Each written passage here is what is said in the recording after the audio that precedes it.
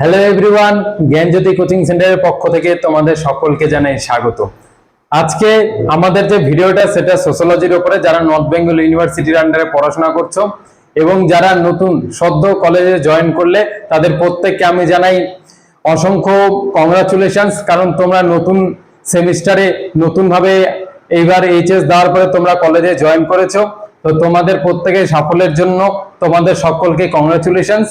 এবং আজকে দেখো, যারা কলেজে জয়েন করেছো এবং যারা কলেজের সিলেবাস গুলো অবশ্যই পেয়েছো, ঠিক আছে, তোমাদের কি পড়াশোনা আছে, কিভাবে পড়তে হবে, তার উপরে যে কলেজ থেকে সিলেবাস দিয়েছে সেই সিলেবাস আশা করি তোমরা প্রত্যেকে সবাই পেয়েছো।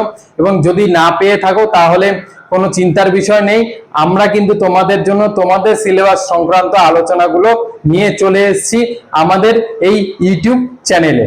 ঠিক আছে, তো দেখো, তোমরা যারা সোশ্যোলজি নিয়ে পড়ছো বা সোশ্যোলজি যাদের মেজর সাবজেক্ট আছে, তো ফার্স্ট সেমিস্টারে যারা সোশ্যোলজি মেজর নিয়েছো, আমার এই ভিডিওটা তাদের জন্যই। ঠিক আছে, আর বাকি অন্যান্য সাবজেক্ট গুলো নিয়ে যারা পড়াশোনা করছো তাদের জন্য কিন্তু আমাদের এই ইউটিউব চ্যানেলে তোমাদের জন্য কিন্তু সিলেবাস সংক্রান্ত আলোচনা এবং তোমাদের পড়াশোনাগুলো আলোচনা করা হয়, তোমরা অন্য ভিডিওগুলোতে দেখতে পাবে।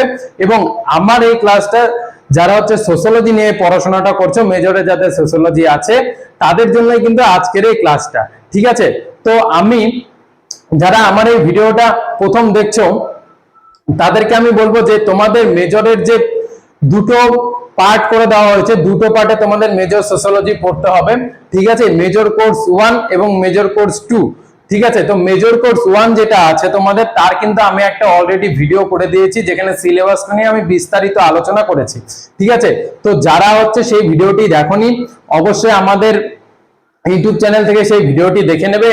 ঠিক আছে, এবং যারা আমাদের এই আগের ভিডিওটা দেখেছো, এই ভিডিওটা তারপরে যে মেজর কোর্স 2টা আছে সেটা নিয়ে আজকের মূলত ভিডিওটা সোশ্যোলজির উপরে।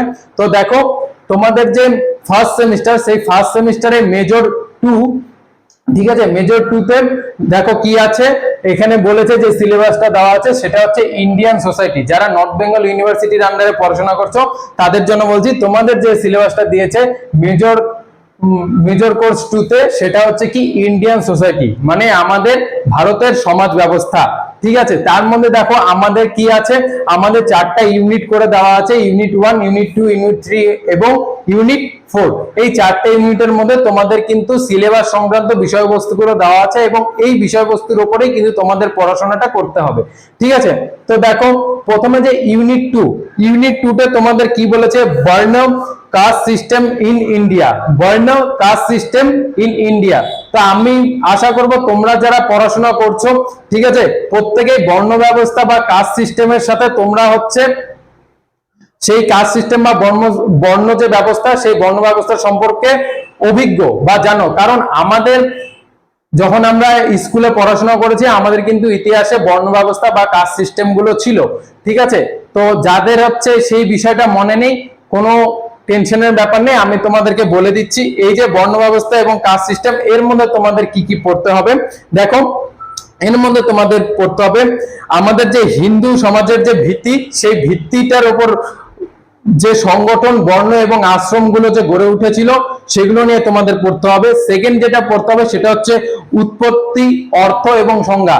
কিসের উৎপত্তি? বর্ণ বা কাস্ট সিস্টেমের উৎপত্তি, এর অর্থ এবং এর সংজ্ঞা। ঠিক আছে, থার্ড যেটা তোমাদের পড়তে হবে, বর্ণের বৈশিষ্ট্য এবং কার্যাবলী, বর্ণের বৈশিষ্ট্য এবং কার্যাবলী। এবং 4 নম্বরে যেটা তোমাদের পড়তে হবে সেটা হচ্ছে বর্ণ ব্যবস্থার পরিবর্তন, কি করে বর্ণ ব্যবস্থাটার পরিবর্তন হলো। ঠিক আছে, এই ইউনিট 1 এর মধ্যে এই তোমাদের 4টা টপিক দেওয়া হয়েছে, এই টপিকের উপরে তোমাদের পড়াশোনাটা করতে হবে। ঠিক আছে, গেল ইউনিট 1। এবার দেখো আসছে unit 2, family in India. Family in India মানে আমাদের ভারতের পরিবার। ঠিক আছে, তো এখানে তোমাদের কি পড়তে হবে, এখানে পড়তে হবে ফ্যামিলি ইন ইন্ডিয়া এর অর্থ এবং সংজ্ঞা, অর্থ এবং সংজ্ঞা। এবং তারপরে যেটা তোমাদের পড়তে হবে, এই ফ্যামিলি বা পরিবারের বৈশিষ্ট্য এবং ক্রিয়াকলাপ বা কার্যাবলী। ঠিক আছে, তো বৈশিষ্ট্য, আমাদের ফ্যামিলির বৈশিষ্ট্যটা এবং ফ্যামিলিটার ক্রিয়াকলাপ বা কার্যাবলীটা নিয়ে আমাদেরকে সেকেন্ড পড়াশোনাটা করতে হবে। এবং থার্ডে তোমাদের যেটা আসছে সেটা হচ্ছে ভারতীয় পরিবার যে প্রকার। ঠিক আছে, এই ভারতীয় পরিবারের প্রকার নিয়ে তোমাদের পড়াশোনাটা করতে হবে, যৌথ পরিবার এবং বর্ধিত পরিবার। ঠিক আছে, এবং 4 নম্বরে তোমাদের যেটা আসছে ইউনিট 2 তে সেটা হচ্ছে পরিবারের পরিবর্তন। কি আছে? পরিবারের পরিবর্তন। ঠিক আছে, এবার দেখো তোমাদের ইউনিট 2 হলো, এবার ইউনিট 3। ইউনিট 3 তে তোমাদের কি বলেছে? ইউনিট 3 তে তোমাদের বলেছে institution of marriage in India.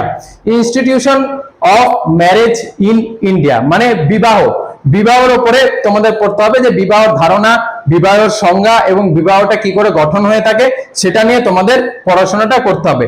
এবং সেকেন্ড যেটা আসছে সেটা হচ্ছে হিন্দু বিবাহের নিয়ম। হিন্দু বিবাহের নিয়ম নিয়ে তোমাদের পড়তে হবে। এবং থার্ডে আছে হচ্ছে মুসলিম বিবাহের নিয়ম। ঠিক আছে, এই গেলে ইউনিট 3 তে এই তিনটা পার্টে তোমাদেরকে পড়াশোনাটা করতে হবে। তারপরে আছে তোমাদের ইউনিট 4। ইউনিট 4 এ কি আছে? Understanding of Indian society. Understanding of Indian society. তো আন্ডারস্ট্যান্ডিং অফ ইন্ডিয়ান সোসাইটির মধ্যে কি আছে দেখো, ভাষা ও প্রথমে আছে ধর্মীয়, ভাষাগত, জাতিগত এবং আঞ্চলিক বৈচিত্র্য। ধর্মীয়, ভাষাগত, জাতিগত এবং আঞ্চলিক বৈচিত্র্য প্রথম টপিক। সেকেন্ডে কি আছে? বৈচিত্র্যের মধ্যে ঐক্য। বৈচিত্র্যের মধ্যে ঐক্য। এবং থার্ডে যেটা আছে সেটা হচ্ছে ভারতের বহুত্ববাদ।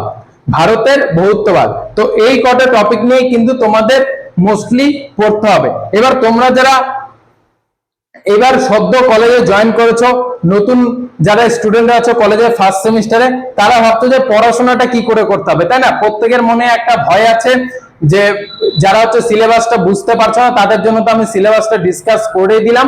এবং যারা এখনো ভাবছো যে পড়াশোনাটা কি করে করতে হবে, কোথায় টিউশনটা পড়বো, কোথা থেকে নোটস পাবো, কি কি বই পড়বো, তো তাদের জন্য বলি তোমাদের কোনো টেনশনের আর কোনো কারণ নেই, কোনো বিষয়ে চিন্তা করতে হবে না। আমাদের জ্ঞানজ্যোতি কোচিং সেন্টার কিন্তু তোমাদের জন্য নিয়ে এসেছে প্যাকড আপ একটা ক্লাস।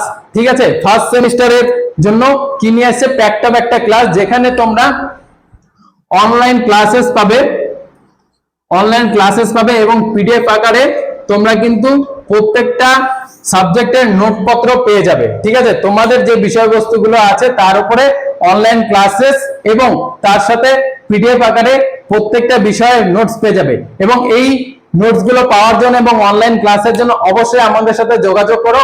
এখানে দেখো দুটো নাম্বার দেওয়া আছে, 6295916282 এবং 7076398606। এটা হচ্ছে আমাদের হেল্পলাইন নাম্বার। ঠিক আছে, হেল্পলাইন নাম্বার। এই নাম্বারে তোমরা আমাদের সাথে যোগাযোগ করতে পারো এবং জ্ঞানজ্যোতি কোচিং সেন্টারের সাথে যুক্ত হয়ে তোমরা তোমাদের পড়াশোনাটাকে এগিয়ে নিয়ে যেতে পারো। ঠিক আছে, তো তোমরা অতি সত্বর আমাদের সাথে যোগাযোগ করো এবং জয়েন হয়ে যাও জ্ঞানজ্যোতি কোচিং সেন্টারে।